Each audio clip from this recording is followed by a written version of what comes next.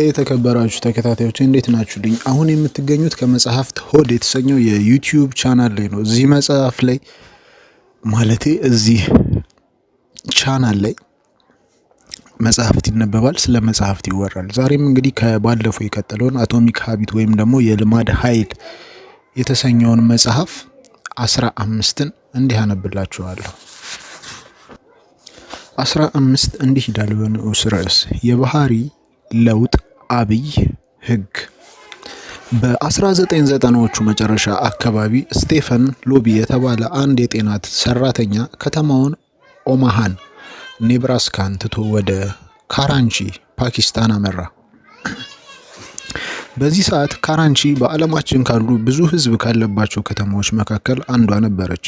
በ1998 ከ9 ሚሊዮን ሰዎች በላይ ቤታችን ይሏት ነበረ። ማዕከልና የትራንስፖርት ወደቦች መካከል አብዛኛዎቹን ታስተሳስራለች። ገበያ በሚበዛበት የከተማዋ ክፍል ባሉ መንገዶች ዙሪያ ደረጃዎቹን የጠበቁ የመኖሪያና የመመገቢያ ቦታዎችን ማግኘት ይቻላል። ይሁን እንጂ ካራንቺ ለመኖር ከማይመቹ የዓለማችን ከተሞች መካከል ናት።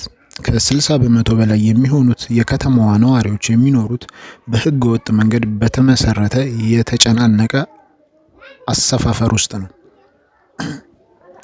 እነዚህ ከተለያዩ ውድቅዳቂ ቁሳቁሶች የተሰሩና ተዛዝለው የሚኖሩ ቤቶች የተሰበሩባቸው ቁሳቁሶች እየፈራረሱና እየተሰባበሩ በመሆናቸው ምክንያት አዝመዋል።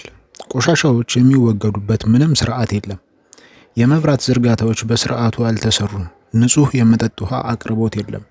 በደረቅ የበጋ ወራት የከተማዋ መንገዶች የአቧራና የቆሻሻ መናኸሪያ ናቸው።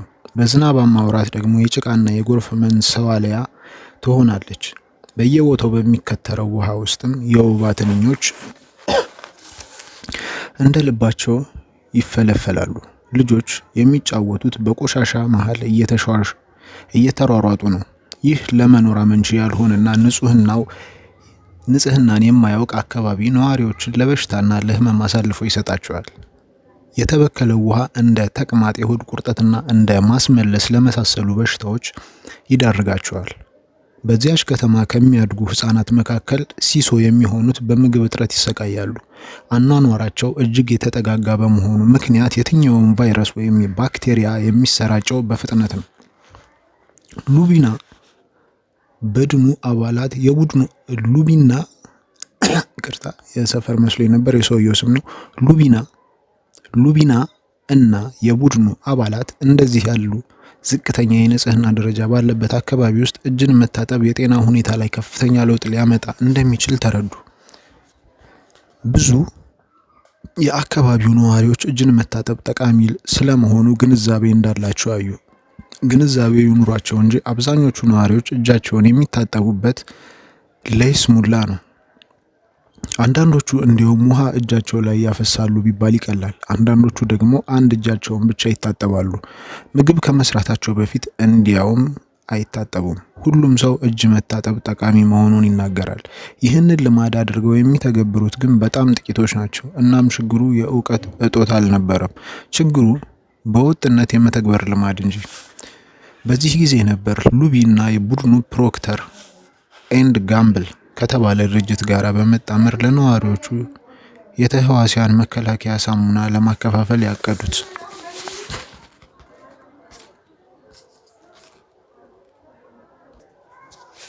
ይህ ሳሙና ከሌሎች ሳሙናዎች በተለየ መልኩ ደስ የሚልና ለመጠቀም የሚያነሳሳ ነበር። ሳሙናው በፓኪስታኖች ዘንድ ተወዳጅ ነበር ብሎኛል ሉቢ። የጥናቱ ተሳታፊዎች ሳሙናውን እንዴት እንደወደዱት ደጋግመው ገልጸውልኛል። ሳሙናው አረፋ የሚያወጣው ቶሎ ነው፣ ሽታውም ማራኪ።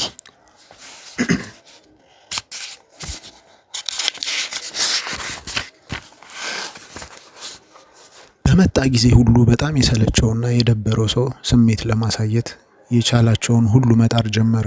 ብዙ ሳይቆይ ይህ ዘመዷና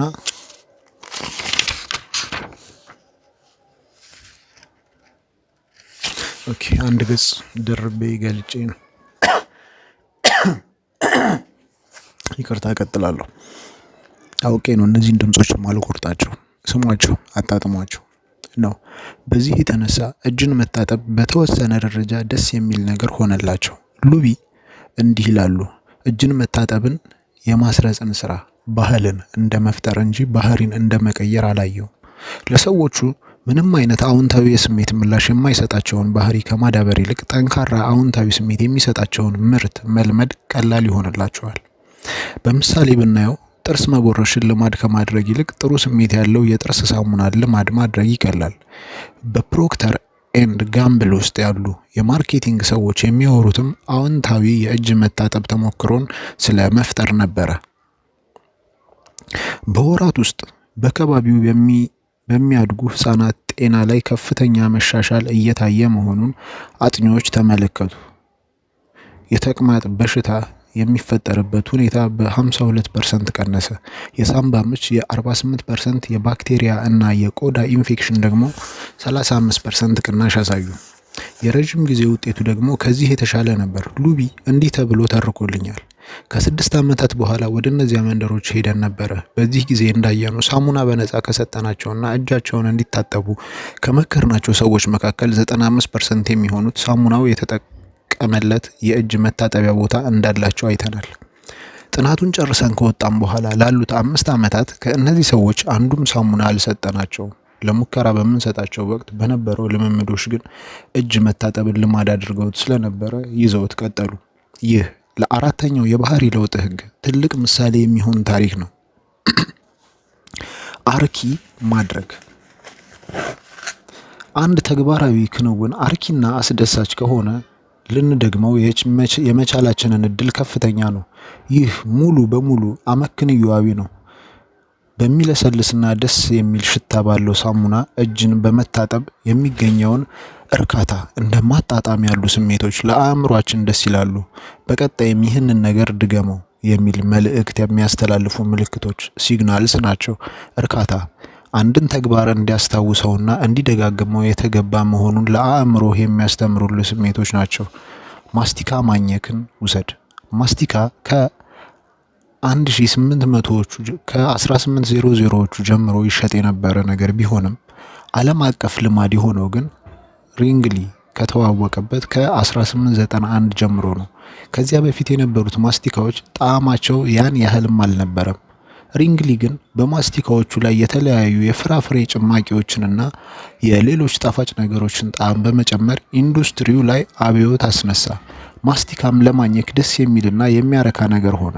እነሱ ግን በዚህም አላቆሙም። ማስቲካን ማኘክ አፍን ለማጽዳት እንደሚጠቅም አድርገው በመስራት በማስታወቂያ አጥለቀለቁት። ደስ የሚል ጣዕምና የአፍ ንጽህና ስሜት ተደማምረው ማስቲካን እርካታ የሚሰጥ ነገር አደረጉት። ፍጆታው በአንድ ጊዜ ተተኮሰ። ሪንግሊም የዓለማችን ግዙፍ የማስቲካ አምራች ድርጅት ሆነ። የጥርስ ሳሙና ጉዞም ተመሳሳይ ነው። አምራቾቹ ታላላቅ ስኬቶችን የተጎናጸፉት የተለያዩ ነገሮችን በመጨመር የሳሙናውን ጣዕምና አረፋነት አርኪ እንዲሆን ማድረግ በቻሉ ጊዜ ነው። እነዚህ አዳዲስ ጣዕሞች የሳሙናውን ጥራት ኢፌክቲቭነስ የሚያሻሽሉ አይደሉም። እነዚህ ጣዕሞች የሚያደርጉት ነገር ቢኖር ንጹህ የሆነ አፍ ስሜት እንዲኖረን በማድረግ የጥርስ ሳሙና መጠቀም እርካታ የሚሰጥ ነገር እንደሆነ እንዲሰማህ ነው። ከዚህ በተቃራኒው አንድ ተግባር ምንም የማያረካ ከሆነ ደግመን እንድናደርገው የሚያደርገን በቂ ምክንያት አይኖርም። በጥናቴ ወቅት ለዚህ ምሳሌ የሚሆን የአንድ ሴት ታሪክ አጋጥሞኝ ነበር። ይህቺ ሴት አንድ ሊያሳብዳት የደረሰና የማትወደው ወፈፌ ዘመድ ነበራት። እናም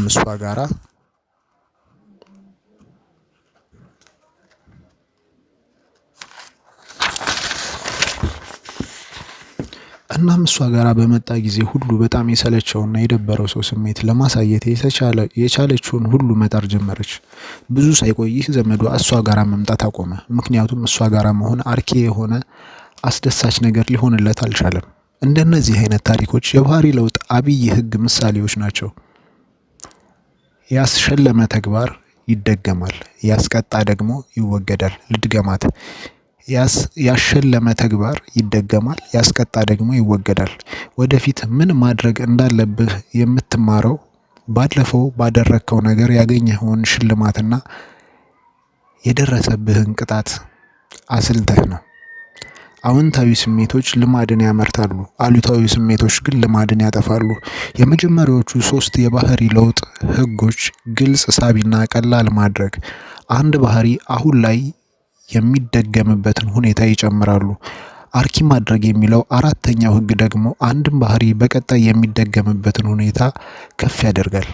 በዚህ የልማድ ቀለበቱን ሙሉ ያደርገዋል። ተጨማሪ ነገርም አለ። የምንፈልገው የትኛውንም አይነት እርካታ አይደለም። የምንፈልገው ወዲያውኑ የሚመጣውን እርካታ ነው። ወዲያውኑ በሚመጡና ዘግይተው በሚመጡ ሽልማቶች መካከል ያለው አለመጣጣም ርዕስ ነው።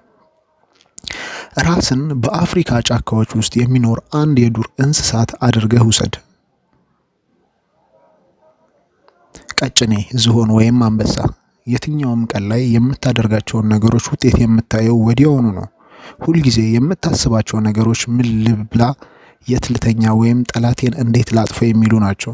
የህይወትህ ሙሉ ትኩረት በአሁኑና በጣም ቅርብ በሆነው ወደፊትህ ላይ ነው የምትኖረው። ሳይንቲስቶች ወዲያውኑ ውጤት በሚገኝበት አካባቢ ኢሚዲየት ሪተርን ኢንቫይሮንመንት በሚሉት ሁኔታ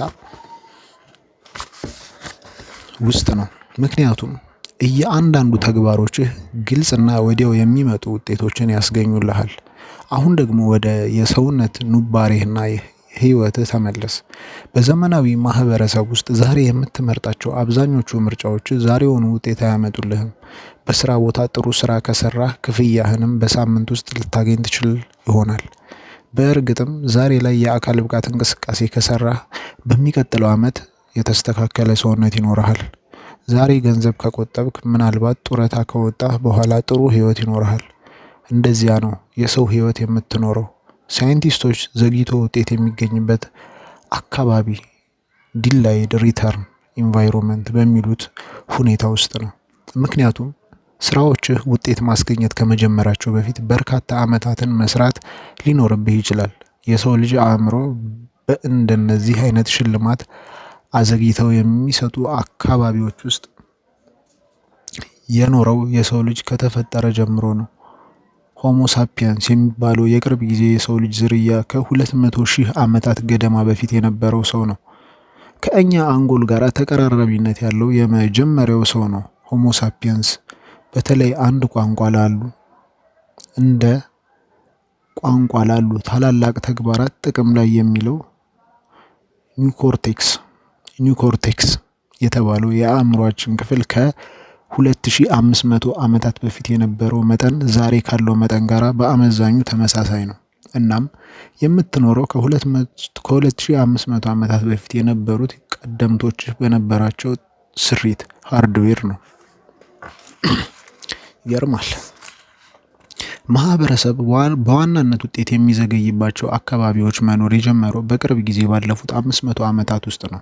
ከአንጎል ዕድሜ ጋር ስናወዳድረው ዘመናዊው ማህበረሰብ አዲስ ብራንድ ነው ማለት ይቻላል። ባለፉት 100 ዓመታት ውስጥ የመኪናን፣ የአውሮፕላንን፣ የኢንተርኔት፣ የኮምፒውተርን፣ የቴሌቪዥንን እና የመሳሰሉትን እድገቶች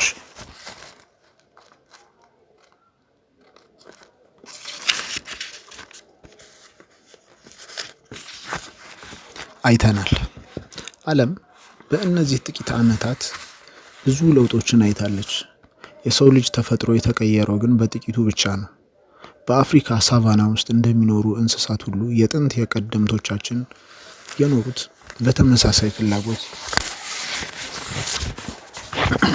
በተመሳሳይ ፍላጎቶች ነበር።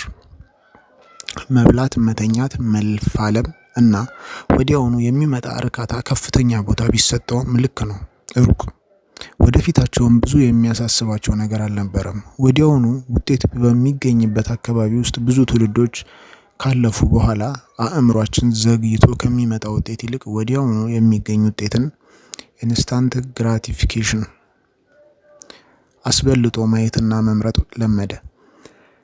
የስነ ባህሪ ጥናት ባለሙያዎች ይህንን ዝንባሌ እንደየመጣበት ጊዜ የሚለያይ ታይም ኢንኮንሲስተንሲ ይሉታል። ይህ የአእምሯችን አንድን ሽልማት ዋጋ የሚሰጥበት ሁኔታ ሽልማቱ እንደመጣበት ጊዜ የሚለያይ መሆኑን የሚያትት ነው። ዛሬን ከነገ የበለጠ ዋጋ እንሰጠዋለን። ብዙውን ጊዜ ይሄ አረዳድ ይጠቅመናል። ወደፊት ሊመጣ ከሚችል ሽልማት ይልቅ ዛሬውኑ መምጣቱ የተረጋገጠ ሽልማት የተሻለ ነው። ይህ እንዳለ ሆኖ ግን ለወዲያውኑ እርካታ ያለን ተፈጥሯዊ ዝንባሌ ችግሮችንም ያመጣብናል። ማጨስ የሳምባ ካንሰር እንደሚያመጣ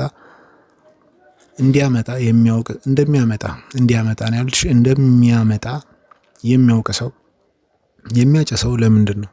ጥንቃቄ የጎደለው የግብረ ስጋ ግንኙነት በጾታዊ ግንኙነት ለሚተላለፉ በሽታዎች እንደሚያጋልጥ የሚያውቅ ሰው ይህንን ነገር የሚያደርገው ለምንድን ነው? ጣፋጭ ምግቦችን መብላት ለጤና ጠንቅ መሆኑን የሚያውቅ ሰው ጣፋጭ ምግቦችን የሚበላውስ ለምንድን ነው? አንድ ጊዜ አእምሮ ሽልማቶችን እንዴት እንደሚያበላልጥ ከተረዳህ የእንደነዚህ አይነት ጥያቄዎች መልሶች ግልጽ ይሆንልሃል። የመጥፎ ልምዶች እውነተኛ ውጤት የሚመጣው ዘግይቶ ሲሆን ሽልማቶቻቸው የሚመጣው ግን ወዲያውኑ ነው። ማጨስ በ10 ዓመታት ውስጥ ሊገድልህ ይችላል። ከጭንቀትና ከመቋመጥ ፍላጎት የሚገላግልህ ግን ልክ ስታጨሰው ነው። ጣፋጭ ነገሮችን መብላት ለረጅም ጊዜ ለበሽታ ያጋልጥሃል። ስትበላቸው የሚኖረው የመጣፈጥ ስሜት ግን ደስ ይላል። በጥንቃቄም ይሁን ያለ ጥንቃቄ የተደረገ ወሲብም ወዲያውኑ እርካታን ያመጣል። በዚያም ምክንያት የሚመጡ ተላላፊ በሽታዎች ምልክት የሚያሳዩት ግን ከሳምንታት፣ ከወራት፣ ምናልባትም ከዓመታት በኋላ ነው። እያንዳንዱ ልማድ በጊዜ ዑደት ላይ ብዙ ውጤቶችን የሚያመጣ ነው። እንዳለመታደል ሆኖ ደግሞ እነዚህ ውጤቶች በትክክለኛው ጥምረት አናገኛቸውም። መጥፎ ልማዶች ወዲያውኑ የሚመጣው ውጤታቸው ደስ የሚል ሲሆን የመጨረሻውና ዋናው ውጤታቸው ግን መጥፎ ነው። የጥሩ ልማዶች ነገር ደግሞ በተቃራኒው ነው። ጥሩ ልማዶችን ስታደርግ ወዲያው የሚመጣው ውጤት ደስ አይልም። ጣፋጩና አስደሳቹ እውነተኛው ውጤታቸው የሚመጣው ደግሞ ዘግይቶ ነው። ፈረንሳዩ የምጣኔ ሀብት ባለሙያ ፍሬድሪክ ባስቲያን ይህንን ነገር እንዲህ ብሎ በሚገባ አብራርቶታል። ሁልጊዜ ቶሎ የሚመጡ ውጤቶች ደስ የሚሉ ከሆኑ ዘግይተው የሚመጡ ውጤቶች መጥፎ ይሆናሉ። በተቃራኒው እንደዚያው ነው። ብዙውን ጊዜ ደግሞ የአንድ ልማድ የመጀመሪያው ፍሬ ጣፋጭ ከሆነ ከዚያ በኋላ ዘግይተው የሚመጡ ፍሬ መራሮች ይሆናሉ። በሌላ አባባል የጥሩ ልማዶች ዋጋ ዛሬ ላይ ናቸው። የመጥፎ ልማዶችህ ዋጋ ግን ወደፊትህ ላይ ናቸው። እቺን ደግማታለሁ። በሌላ አባባል የጥሩ ልማዶችህ ዋጋ ዛሬ ላይ ናቸው። የመጥፎ ልማዶችህ ዋጋ ግን ወደፊትህ ላይ ናቸው። አእምሮ የአሁኑን ቅጽበት ቅድሚያ ይሰጣል ማለት በመልካም ፍላጎት ላይ መተማመን አትችልም ማለት ነው። መጽሐፍ ለመጻፍ፣ ክብደት ለመቀነስ ወይም ቋንቋ ለማጥናት እቅድ ስታወጣ እቅዱን ያወጣኸው ለወደፊቱ ማንነትህ ነው። ህይወትህን ምን መምሰል እንዳለበት ስታስብ ደግሞ ተግባሮችን በረጅም ጊዜ ጠቃሚነት ውስጥ ዋጋ ለመስጠት ቀላል ይሆንልሃል።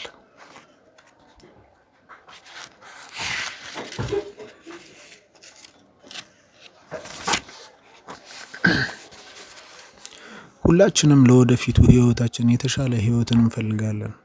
የእኛን ውሳኔ ሰጭነት የሚጠይቁ ነገሮች ላይ ስንሆን ግን ብዙውን ጊዜ የሚያሸንፈው ወዲያውኑ የሚመጣ እርካታ ነው። ስለሆነም የተሻለ ህይወትን፣ የተሻለ ጤናን ወይም የተሻለ እውቀትን ለሚመኘው ለነገው ማንነትህ የሚሆነውን ነገር አትመርጥለትም። ይልቁንም ጥጋብን፣ ደስታንና መዝናናትን ለሚፈልጋቸው የዛሬው ማንነትህ የሚሆነውን ነገር ነው የምትመርጥለት። ከዚህ ውይይት ውስጥ የሚገኘው አንድ ጥቆምታ አለ።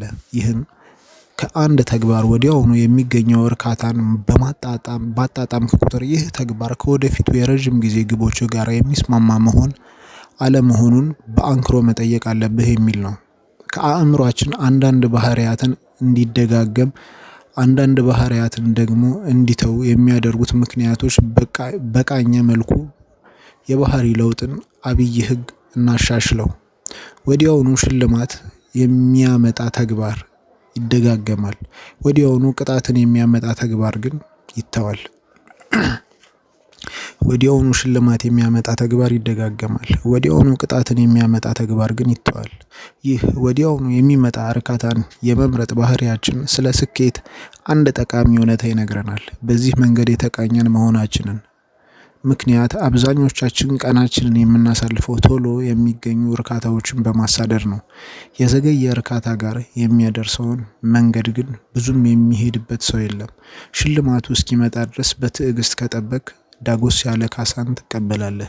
ነገሩ የጥንቱ ብሂል እንደሚለው የመጨረሻው ማይል ከሁሉም ያልተጨናነቀው ማይል ነው። ብዙ ጥናቶች ያሳዩት ይህንን ነው። እርካታቸውን በማዘግየት የተዋጣላቸው ሰዎች የተሻለ የትምህርት ውጤት፣ አነስተኛ የመወፈር እድል፣ ከፍ ያሉ ማህበራዊ ክህሎቶችና የመሳሰሉት መገለጫዎች አሏቸው። እነዚህን ሁሉ ክፍያዎች እያንዳንዳችን በህይወታችን ውስጥ ሳናያቸው አንቀርም። ቴሌቪዥን ማየትህን ተወጥ አድርገህ ጥናትህን ከቀጠልክ የተሻለ እውቀት ይኖርሃል፣ የተሻለ ውጤት ታመጣለህ። ፌስቡክ መጎርጎርህን ተወጥ አድርገህ መጽሐፍ ማንበብን ጠበቅ ካደረክ እንዲሁ። እናም በየትኛውም ዘርፍ ያለ ስኬት ዘግይቶ የሚመጣውን ውጤት አስበህ ወዲያው የሚመጣውን እርካታ ይቅርብኝ እንድትል ይጠበቅብሃል። ችግሩ ግን ይህ ነው። እርካታን ማዘግየት የተሻለው መንገድ እንደሆነ ያምናሉ። እንደ ጤና፣ ሰላምና ምርታማነት ያሉ የጥሩ ልማዶቻችን ትሩፋቶች ማግኘትም ይፈልጋሉ። ይሁን እንጂ በወሳኝ ቅጽበቶች ወቅት እነዚህ የጥሩ ልማዶች በረከቶች አእምሯችን ውስጥ ጎልተው አይታዩምን? አመስጋኝ እንድንሆን የሚያስገድደንን ሁኔታ ጥሩ ነገርም አለ። እርካታን ማዘግየትን መለማመድ ትችላለህ። ይህንን ማድረግ ያለብህ ግን ለሰው ተፈጥሮ በተስማማ ሁኔታ እንጂ ከተፈጥሯችን ተቃራኒ በሆነ ሁኔታ አይደለም። ይህንን የማድረጊያው የተሻለው መንገድ ደግሞ ይህ ነው። በረዥም ጊዜ የሚያስደስቱ ልማዶች ላይ መጠነኛ እርካታን፣ በአጭር ጊዜ የሚያስደስቱ ልማዶች ላይ ደግሞ መጠነኛ ህመምን መጨመር ነው። ወዲያው የሚመጣ እርካታን እኛን ወደሚጠቅምበት ሁኔታ መቀየር። ልማድን የማዳበሪያ አንድ መንገድ ውጤት እያመጣን እንደሆነ ማሰብ ነው። በመጠኑም ቢሆን የስኬታማነት ስሜት ልማድህ እየከፈለ እንደሆነ የሚያደርግ ስሜት ነው። በፍጹም ዓለም ውስጥ የጥሩ ልማድ ሽልማት ልማዱ ራሱ ነው። በእውነተኛው ዓለም ውስጥ ግን ጥሩ ልማድ ጠቃሚነቱ የሚሰማህ የሆነ ነገር ከሰጠህ ወይም ካስገኘልህ በኋላ ብቻ ነው። ሲጀመር አካባቢ መስዋዕት የመሆን ስሜትም አለው። ለተወሰኑ ጊዜያት ጂም ትሄዳለህ፣ ሰውነትህ ላይ ግን ምንም ለውጥ አታይም። ጥቅም እንዳለው እያሰብክም መስራት።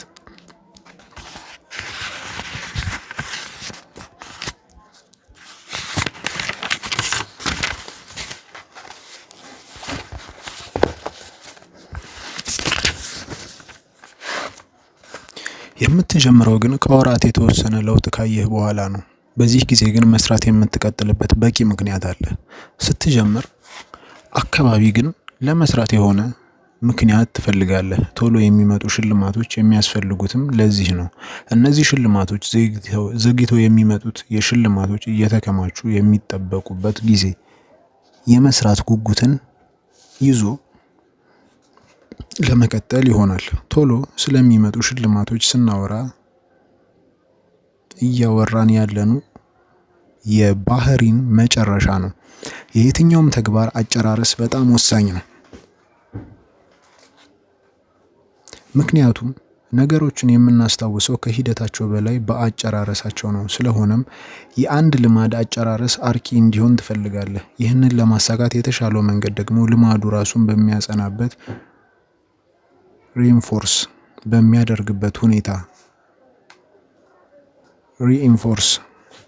በሚያደርግበት ሁኔታ መስራት ነው።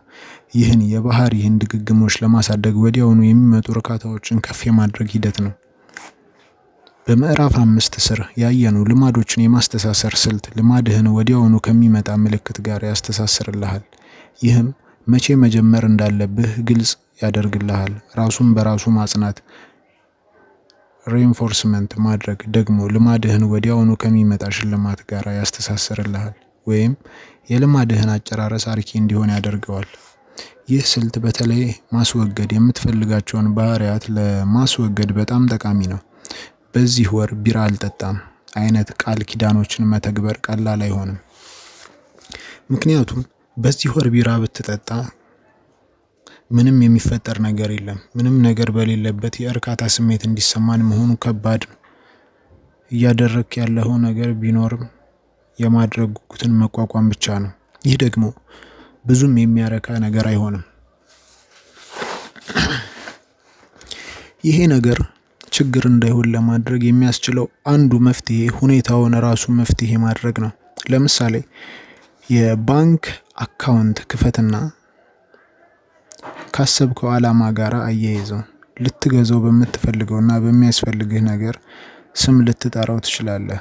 ለምሳሌ ሌዘር ጃኬት መግዛት እየፈለግ ከነበር አካውንትህን ሌዘር ጃኬት የሚል ስያሜ ይስጠው። በገንዘቡም በዚህ ጊዜ ቢራ ተጠጣባቸው የነበሩ አጋጣሚዎችን ተቋቁመህ ባለፍክ ቁጥር የተወሰነ ብር ወደዚህ አካውንት አስተላልፍ። መጠጣትህን ለመተው የምታደርገው ትግል ሀብትህን እየጨመረ የተጨማሪ ገንዘብ እየቆጠብክ እንድትኖር ስለሚያደርግ ሽልማት ይሆንልሃል። እናም በመጠጥ የምታገኘው በመጠጥ ድምፄ በጣም ዝቅ ብሏል ዛሬ በጣም ይቅርታ። እናም ያው መፖሰት በሚለው ነው ያነበብኩ ያለሁት። ወደዚህ አካውንት አስተላልፍ። መጠጣትህን ለመተው የምታደርገው ትግል ሀብትህ እየጨመረ ተጨማሪ ገንዘብ እየቆጠብክ እንድትኖር ስለሚያደርግ ሽልማት ይሆንልሃል። እናም በመጠጥ የምታገኘው ጊዜያዊ እርካታ ለማስወገድ የምታደርገው ጥረትም ወዲያውኑ የሚመጡ እርካታዎችን እንዲያስገኝልህ ታደርገዋለህ። በዚህ መንገድ ምንም ነገር አለመጠጣት አርኪ እንዲሆን አደረግ ማለት ነው። አንድ አንባቢ ባለቤቱ ተመሳሳይነት ያለውን ስልት ተጠቅመው ነበር። እነዚህ ጥንዶች የፈለጉት ነገር ውጪ መመገብን በመቀነስ ቤት ውስጥ እየሰሩ መብላትን መልመድ ነበር። ለዚህ ዓላማ የሚሆን አካውንት ከከፈቱ በኋላ ወደ አውሮፓ ሽርሽር የሚል ስያሜ ሰጡ። ወጥተው መብላትን ተቋቁመው እቤታቸው ሰርተው በበሉ ቁጥር ሁሉ $50 ወደዚያ አካውንት ያስተላልፋሉ። በዚህ መንገድ ያጠራቀሙትን ገንዘብ አመቱ መጨረሻ ላይ ለሽርሽር ዓላማ አዋሉት። በዚህ ስልት ውስጥ የምትፈልገውን ባህሪ ለማጽናኛነት የምትመርጠው የአጭር ጊዜ ሽልማት ከማንነትህ ጋር የሚስማማ መሆን አለበት። ለአብነት ከላይ ባየነው ምሳሌ መጠጣትህን በተወክ ቁጥር እያስተላለፍክ ባጠራቀምከው ገንዘብ የምትገዛው ነገር ከአንተ ምክንያት ጋር የሚሄድ መሆን አለበት። ህይወቱን በቢራ አለማደንዘዝ ለሚፈልግ ሰው ሌዘር ጃኬት መግዛት የማይስማማ ነገር አይደለም። ከዚያ ውጪ በዚህ መልኩ ባጠራቀምከው ገንዘብ ወደ ጭፈራ ቤት መግባትን የምታቅድ ከሆነ ግን እንዲኖርህ ከፈለከው ማንነትህ ጋር የሚጣረስ ነውና ተገቢ አይደለም። በአጠቃላይ ዋናውን ባህሪህን ለማጽናት ብለህ የምትመርጠው የአጭር ጊዜ ሽልማት ዋናው ባህሪ ከሚሰጥህ ማንነት ጋር የሚስማማ መሆን አለበት። ይህንን በማድረግ የጊዜ ሂደት ውስጥ የምታገኛቸው ተቀጥያ ሽልማቶች ሁለተኛ ደረጃውን ሽልማት ለማግኘት የምታደርገውን ትኩረት እንድታነሳ ያደርጉሃል። በዚህ ጊዜ ማንነቱ ራሱ አጽኚው ይሆናል። ከዚህ በኋላ ያንን ልማድ የምታደርገው አንተ ያ ስለሆንክና ራስህን መሆን ደግሞ ደስ ስለሚልህ ይሆናል። አንድ ልማድ የአንተ አካል እየሆነ በሄደ ቁጥር ያንን ልማድ ለማስቀጠል የምትፈልገው ውጫዊ ማበረታቻ እየቀነሰ ይሄዳል። ማበረታቻዎቹ ልማድን ያስጀምራሉ፣ ማንነት ደግሞ ልማዱን ያጸናል። ሌላው እዚህ ጋር መነሳት ያለበት ነገር መረጃዎች እስኪሰባሰቡና አዲስ ማንነት እስኪፈጥሩ ድረስ ጊዜ የሚወስዱ መሆናቸው ነው። ይህንን ጊዜ ታግሰህ የረጅም ጊዜ ሽልማቶችን እስክትቀበል ድረስ ከላይ ያየናቸው የአጭር ጊዜ ሽልማቶች ጠብቀው ያቆዩሃል። በአጠቃላይ አንድ ልማድ ዘላቂነት ይኖረው ዘንድ አስደሳች መሆን አለበት። እንደ ጥሩ ሽታ ያለው ሳሙና እና $50 ቁጠባ ያሉ የአጭር ጊዜ ሽልማቶች አንድን ልማድ ውጤት እስኪያመጣ ድረስ የምትጠብቅበት ወቅት እርካታን እንድታገኝ ያደርጉሃል። ለውጥ ደግሞ ቀላል የሚሆነው የሚያስደስት ሲሆን ነው፣ እርካታን መስጠት ሲችል። ማጠቃለያ፣ አራተኛው የባህሪ ለውጥ ህግ አርኪ ማድረግ ነው። አንድ ተግባር አርኪ ከሆነ ደግመን የማድረግ እድላችን ከፍ ያለ ይሆናል። የሰው ልጅ አእምሮ ባደረበት መንገድ የተቀረጸው ዘግይተው ከሚመጡ ሽልማቶች ይልቅ ቶሎ የሚመጡ ሽልማቶችን እንዲመርጥ ሆኖ ነው። የባህሪ ለውጥ አብይ ህግ ነው። ወዲያውኑ ሽልማት የሚያስገኝ ተግባር ይደገማል። ወዲያውኑ ቅጣት የሚያመጣ ተግባር ግን ይወገዳል። አንድን ልማድ ይዘህ ለመቀጠል ወዲያውኑ ውጤታማ እንደሆንክ እንዲሰማ ያስፈልጋል። በመጠኑም ቢሆን ግልጽ ማድረግ፣ ሳቢ ማድረግና ቀላል ማድረግ የሚሉት የመጀመሪያዎቹ 3 የባህሪ ለውጥ ህጎች አንድ ባህሪ በዚህ ሰዓት እንዲተገበር ያደርጉታል። አርኪ ማድረግ የሚለው አራተኛው የባህሪ ለውጥ ህግ ደግሞ አንድ ባህሪ ወደፊት የሚደገምበትን እድል ያጸናል ብሎ 15 ይጨርሳል። እኔም በትግል ነው የጨረስኩት። ድምጽ ሁሉ ወርዷል በጣም። 16 ደግሞ በቀጣይ መልካም ልማዶችን በየቀኑ ይዞ መቀጠል የሚል ነው። ሳምንት ተመልሼ እመጣለሁ። እስከዛው መልካም ጊዜ ይሆንላችሁ። እስካሁንም የቆያችሁት ከመጽሐፍት ሆድ የተሰኘው የዩቲዩብ ቻናል ላይ ነው። ቻው ቻው።